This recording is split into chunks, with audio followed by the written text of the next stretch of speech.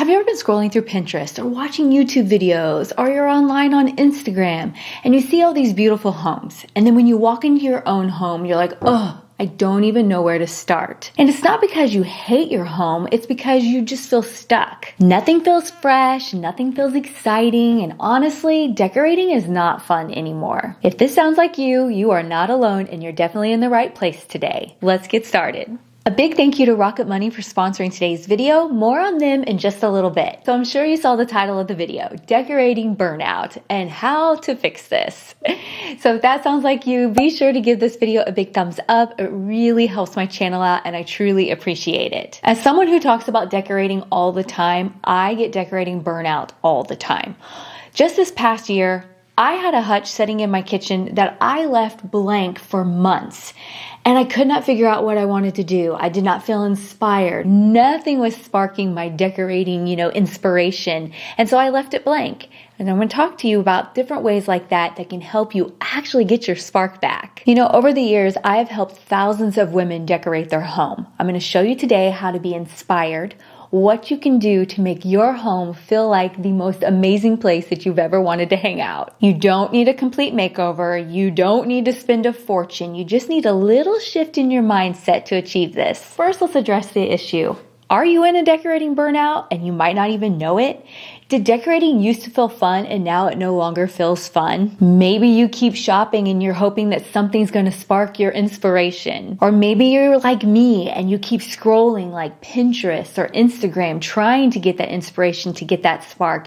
And all it ever does is make you feel overwhelmed. Honestly, sometimes it makes you feel overwhelmed and left behind. We've all had that feeling. We see other people's homes and we're like, oh, why doesn't my home look like that? You don't know how to achieve what you're looking for because sometimes you don't even know what you're looking for. Another way you can tell if you're in decorating burnout, have you ever started a project and then you don't finish it? Maybe you designed a gallery wall and you didn't do it. Or you're over here rearranging furniture, trying to make it feel fresh and new, but you're not liking any of the ways that you're doing it. A lot of times we do that and we're like, we'll come back to that later. And then you just kind of leave it. It's kind of how it was with my hutch. I'll come back to it later. But then that later never really comes. And sometimes even a decorating burnout can be like when you walk into your home and it looks beautiful, but there's something about it that you yourself, because you live there, doesn't feel right. It doesn't bring you joy when you see it. So that's another way that you can realize that you're in decorating burnout. The good news is there is a way out of this slump. Let's give a big thanks to Rocket Money for sponsoring today's video.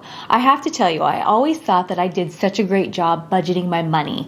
I always was careful, but then at the end of the month, I would be like, I spent how much money on what? Then I found Rocket Money and it completely changed the way I manage our money. Rocket Money is a personal finance app that helps you to create a budget, manage subscriptions, lower your bills, even create goals in your savings all in one place. One of my favorite features is the custom budget tool. It literally took me seconds to set up and now I can see exactly where our money is going. Plus, I like how it keeps track of all your subscriptions in one place so none fall through the cracks. I had a few that I wasn't even paying attention to and Rocket Money reminded me of them. Rocket Money has truly been so helpful for me. I have been using it for years. It was the first app that I got in order to take care of our finances when everything started happening with Jason and I really needed to take tight control. So Rocket Money has been there with me since the beginning. I think that you will love it also. To take control of your finances, head to rocketmoney.com/charmingabode. I'll leave a link down in the description box for you. And a big thank you to Rocket Money for sponsoring today's video. Let's talk about how we're going to move forward from our burnout. Because we know burnout doesn't mean we're going to throw everything away and start over, that's for sure. Sometimes it can just take one small spark to make you love your home again. So number one, I want you to do a creative reset. I want you to step away from looking at other people's stuff. I want you to step away from shopping. And I want you to start thinking about how you want to live in your home. What's important? Function, form, what do you want to see? And think, basically like what do you think that you'll see that will bring you joy? I am such an old-fashioned girl. I love me some pen and some paper. And I love to just sit down and make lists. And so I really encourage you to do the same thing. Sit down, write out what you want to see in your home. Do a creative reset and don't look at anything online. Rely on what you feel and see in your own head. That's step number one. Number two, we're going to shop our home. This is one of my favorite things when I am feeling uninspired. I start looking through my home and woo, does it make a big difference. I want you to walk from room to room and grab some items from each one. Maybe you grab a lamp that's in your guest bedroom. Maybe you grab a throw that's laying in your bedroom. Maybe you grab a vase you forgot you even had. And then I want you to pick one little spot. Maybe it's an entryway table. Maybe it's a coffee table. Maybe it's a buffet. And that's where you're going to give it a little mini makeover, shopping your own home. Things like this can really start to get you feeling super inspired when you see, like, hey, that was actually really easy and cost me nothing. It's truly surprising how sometimes using your own stuff in a new way in a different spot can feel new and then can make you feel excited to like decorate even more. I use this trick all the time in my own home. Number 3, to get rid of that burnout, is I want you to start small. I want you to start really small. You're not going to make over an entire room. Please don't. A mantle, a shelf, something tiny. That will remind your brain when you have that little win after, you've done the things that we've talked about, the buffet, the coffee table, a mantle, a shelf. That will remind your brain, hey, I actually can do this. And so it's the little small steps that help us get to the big steps. That's one of the key things that I use for myself doing decorating videos where I'm like, oh, I gotta decorate again and that kind of thing. Once I get those little small steps and I create something new and show you, I'm like, oh, I forgot how much I enjoy doing this. Number 4. Actually kind of ties in with number 1. Do you remember in number 1, I told you to get pen and paper and write down how, you want to live and what you want your space to be like? I want you to come up with a word. Sometimes coming up with a word can make such a difference. It can be anything. Do you want your house to feel cozy? Do you want it to feel peaceful? Do you want it to be inviting? Do you want it to feel light? There's so many adjectives that we can come up with, and every single person is going to be different. So then when you go to decorate that space, when you're going to go shopping or that kind of thing, you're going to be like, oh, this piece would really make my home look cozy. You're going to keep constantly using that adjective of the word that you described your home, and that'll keep you on track. So that way you're not like, wait, this does not go with how I'm wanting my house to feel at all. And then you start the spiral downward of feeling overwhelmed, and then you'll accomplish nothing. If you stay focused on that word, it'll keep you in the mindset that you have created for yourself. Oh, and I'm probably going to get in trouble because I keep moving my hand. I move my hand more when I'm excited about a subject, and I get so excited about this kind of stuff. I love to bring my ideas to you guys. So don't write in the comments, Leslie, you're moving your hand too much. That kills my joy, and joy is like when I'm expressing myself. So be kind.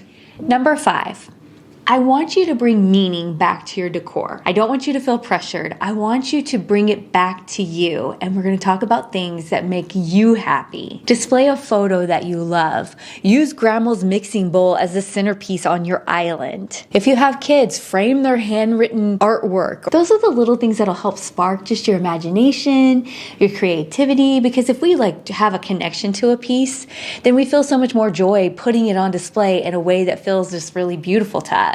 I always say those things, the ones with heart, are what really make your home feel like a home. And I will forever and always say that my favorite place is home.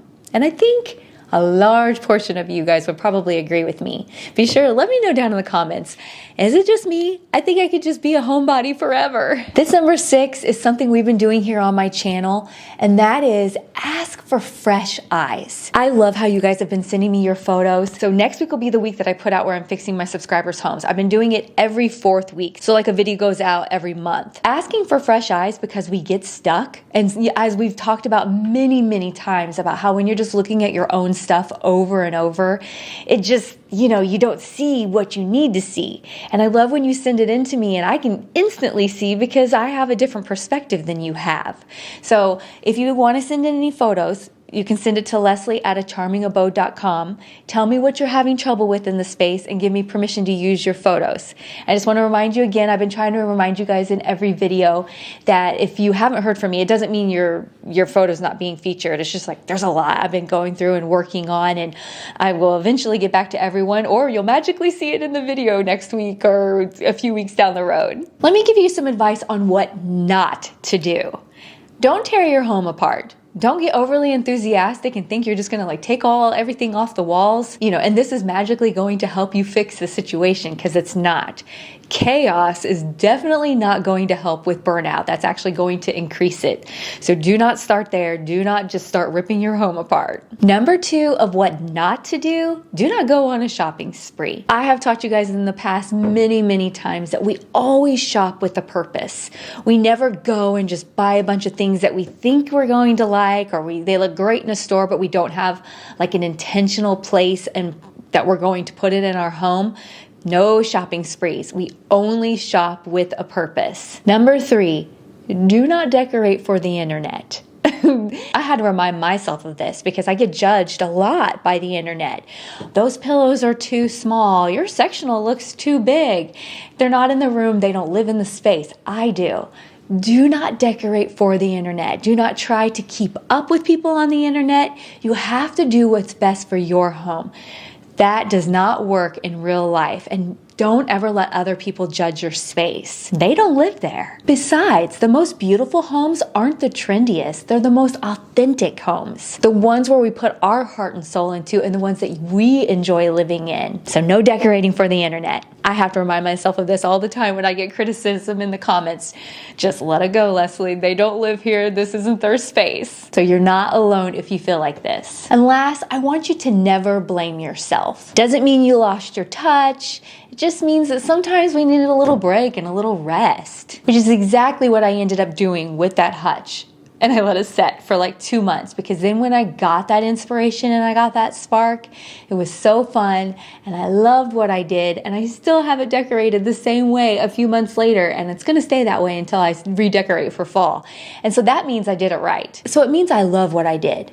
I took that little break and then I got inspired and I decorated the hutch, and it just made me feel so good that I'm like, yes, I love this space. And so I ended up leaving it. And so that's what you want. If you end up decorating a space and you leave it, it means you like it. Because if you guys are like me, if I decorate a space and I don't like it, I'm like, ugh. A lot of times, I don't know if you guys do this, where I'll decorate a space and then I just like look at it for a few days and like tweak things here and there.